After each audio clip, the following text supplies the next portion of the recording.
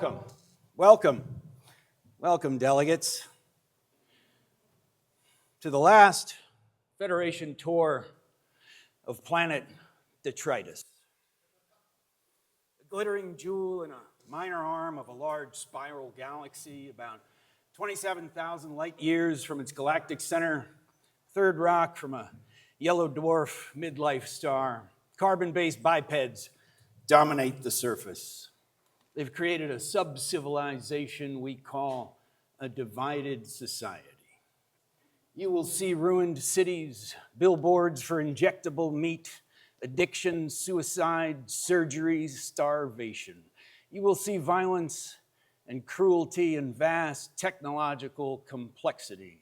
You may conclude this is a war zone or a failed terraforming galaxy or a digital death cult run by artificial intelligence. Do not be fooled. This is only America. You are looking at what the inhabitants call a developed nation. The things they develop most are weapons, energy, and entertainment. You will see creatures using tiny boxes to inject visual memes into their eyes and dopamine into their brains.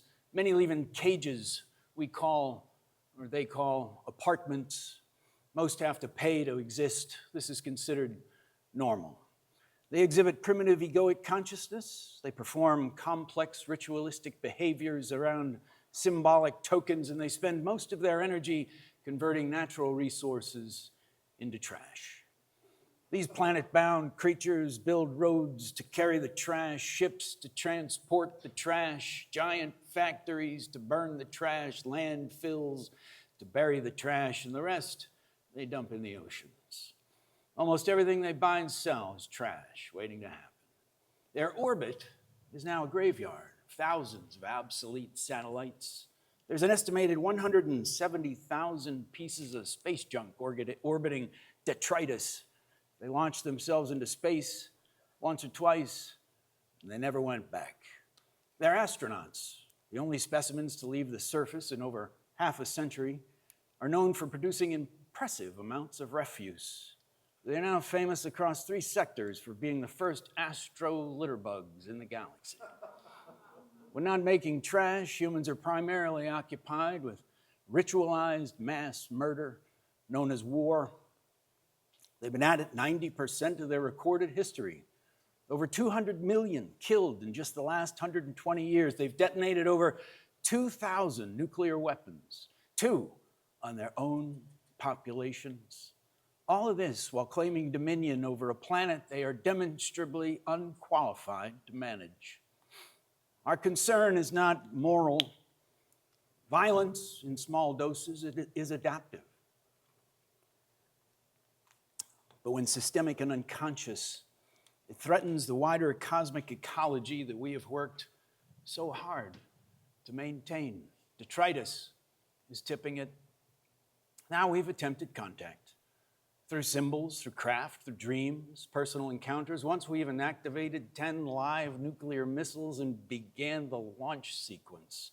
Counted down to 1 and then stopped. You should have seen their faces. When the adults proved unreachable, we tried the children. From Melbourne to Zimbabwe, from Prestonburg, Kentucky to Glasgow, Scotland. We landed scout craft on school grounds. Some of us made telepathic contact. For a moment, we had hope. Then came the digital revolution. Attention spans collapsed and growing interconnections made further contact too risky. Now, our situation is urgent.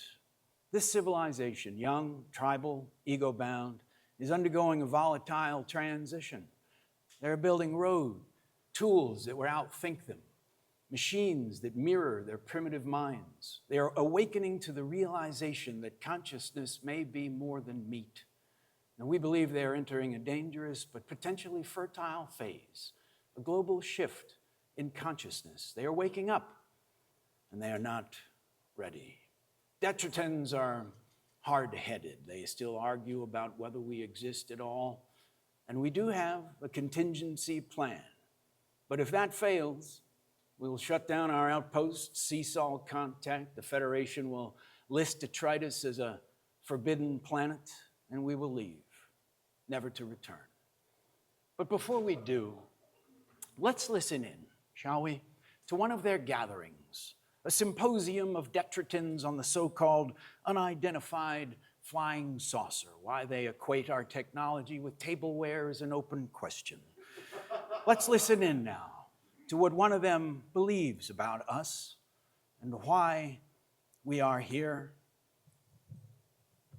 Most obvious explanation is demons. If you were living in the 1500s, today the most parsimonious explanation is that human society is being perturbed by a non-human intelligence, aliens. And yes, they are illegal aliens. Everything they do here is entirely illegal. They violate our sensitive airspace, military bases, nuclear facilities, missile silos, bomb testing ranges. They haven't registered with the FAA. They don't pay for the resources they obviously enjoy. They don't pay rent for the land their bases occupy. They certainly don't pay taxes. They're illegal in every sense of the word. In Texas, they'd be hanged for cattle rustling. Not only do aliens violate the laws of our nations, they violate the laws of our physics. This is unconscionable, it's wrong, worse, it's unreasonable. Aliens defy our sense of reason. And that might be the point. Aliens and their technology threaten the paradigms and the power structures of human society. They have changed the course of human history and altered the technological timeline of our species. And I think that's part of the plan. It's part of a program, a control system, as Jacques Vallée would put it. Are we property, as the great Charles Fort asked in 1923? Are we being managed by a cosmic ecology? Either way, it's clear. Aliens want us to know they're here. They want us to ask these very questions. They don't make contact. They don't invade. Instead, they crash. Dozens, maybe hundreds of times over nearly a century, for decades. Crashed craft were a secret that kept themselves. In 1978, Leonard Stringfield, the great Leonard Stringfield, gave a talk at MUFON. He called it Crash Retrievals of the Third Kind. He had 12 witness testimonies at the time of U.S. military UFO crash retrievals. He was heckled by members of the audience. It was too strange to be believed. He also feared for his life. In 2023, former intelligence officer David Grush, he testified under oath that the U.S. had a secret crash retrieval program with alien craft and biologics, bodies in its possession. The hearing was historic. He also risked his family, risked threats to himself to come forward. And he also testified about a UFO crash that pricked the ears of many a seasoned ufologist. After the downfall of the German Reich, the Office of the Strategic Services oversaw the shipment of a strange, gray, bell-shaped object to Wright Field after a battle for control of it may have been lost by the Navy. The Magenta craft, as it's called, had been discovered in Lombardy, Italy in April of 1933, but it flew under the radar for 90 years. According to the Italian journalist Roberto Panatti, the strange disc was looked over by the likes of Marconi, and maybe even Nazi scientists. It might contribute to the persistent Die Glocke lore that's still around today, the Nazi bell. Nobody could make heads or tails of the thing. When the Nazis were defeated, the craft likely came to the U.S. as part of Operation Paperclip. Now, we know the crashes did not start at Roswell. Cape Girardeau, Missouri, 1941. Reverend William Huffman tells his granddaughter on his deathbed that he was called in the middle of a night to give his blessing to some crash victims, 3 small, large-eyed beings pulled from a burning disk. Michael Schratt has excavated Stringfield's files, and he's overseen the illustration of several earlier reports. This is 1942, somewhere north of Georgia. Oh my God, this is a mess. What has happened here? Oh, that's really too bad. Not so technological, folks. So Jacques Vallée in 1945, Paulo Harris investigated the Trinity case. Jose Padilla, Remy Baca, they witnessed a crash near the Trinity atomic test site. 1946, Wright Field. These are, Michael Schratt did these, brought to life some Stringfield's earlier cases and a lot of other cases as well. 1947, Globe, Arizona, before Roswell. Berkeley, California, 1947. And there's Arizona again. And then there was Roswell, where a bad lightning storm caused a craft to explode over Mac Brazel's field, and apparently an egg-shaped escape pod crashed 35 miles away near Corona. In 1953, this is not a crash, but maybe a forced landing, thoroughly investigated by Harry Drew. He said this UFO flew through an experimental high-powered radar range, and it was brought down intact 10 miles southeast of Kingman, Arizona. 4 humanoids may have been taken alive.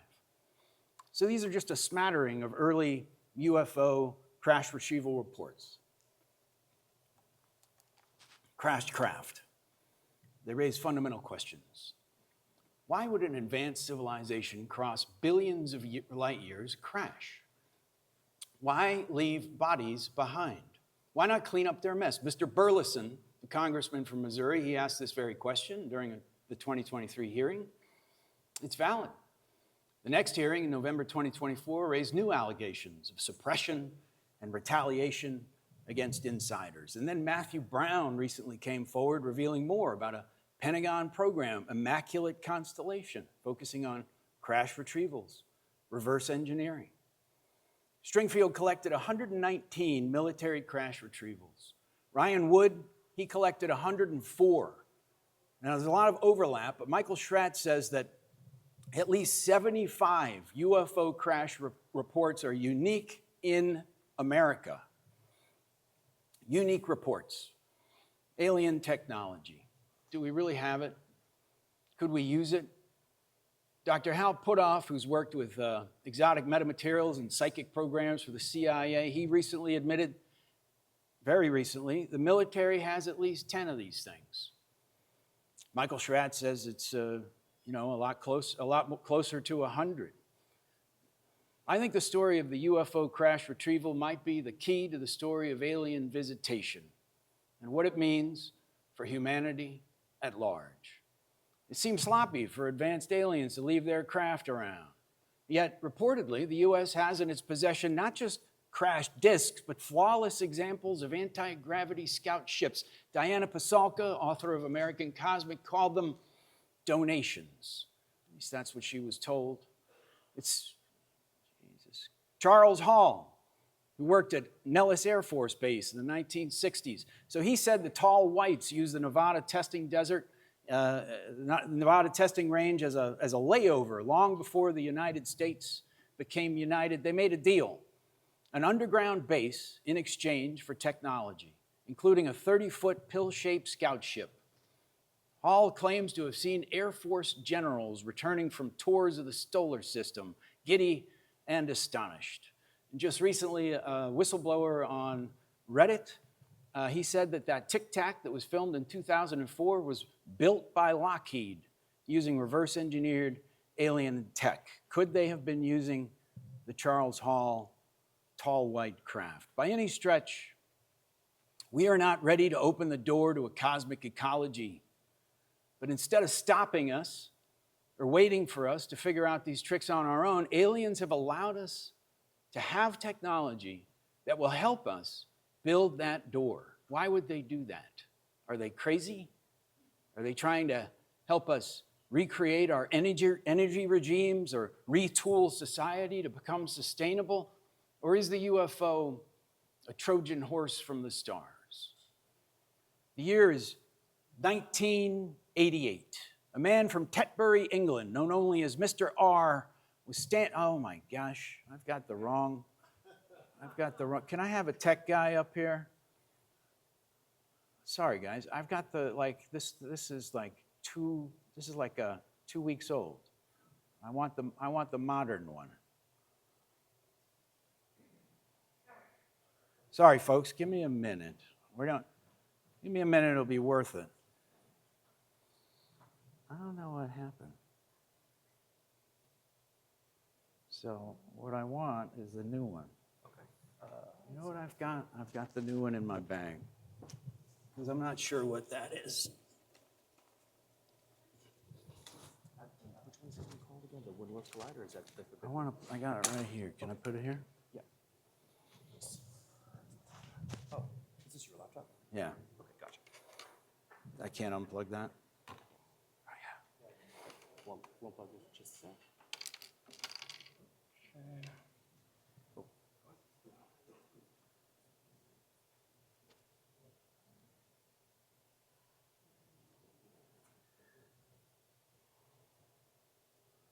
Okay. Can you? I won't be able to put this back, so you want to pull this off of the drive onto your desktop real quick. Okay, gotcha.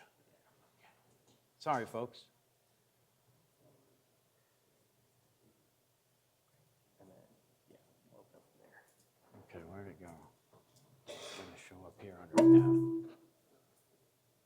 Here it is. Okay. Open that. Yep. And then.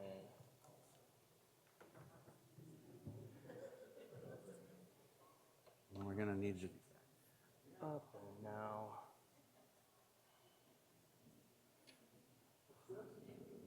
Okay. It's on the screen, and I'm just trying to get the. Oh, you know what? Yeah. Oh. Get rid of that. Okay.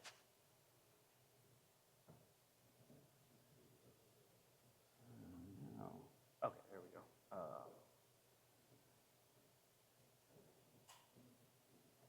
Okay. Now, can you get me back on? And hang on. Yeah. Right click.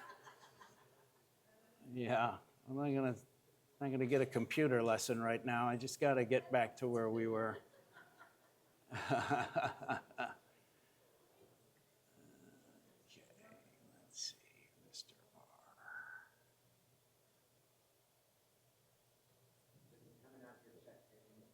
R. All right, we'll start there. We're back, guys. Sorry about that. I don't understand this thing. I had this perfect this morning when I spent 2 hours working on it this morning, and now we're back. So yeah. So what were we talking about? Oh yeah, the cosmic ecology. So by any stretch, we are not ready to open a door to the cosmic ecology. But instead of stopping us or waiting for us to figure out these tricks on our own, aliens have allowed us to have the technology that will help us build that door. Why would they do that? Are they nuts? Or is the UFO a Trojan horse from the stars? The year was 1988. A man from Tetbury, England, known only as Mr. R, was working in his garden one day when he saw a glowing football-sized probe appear over his head.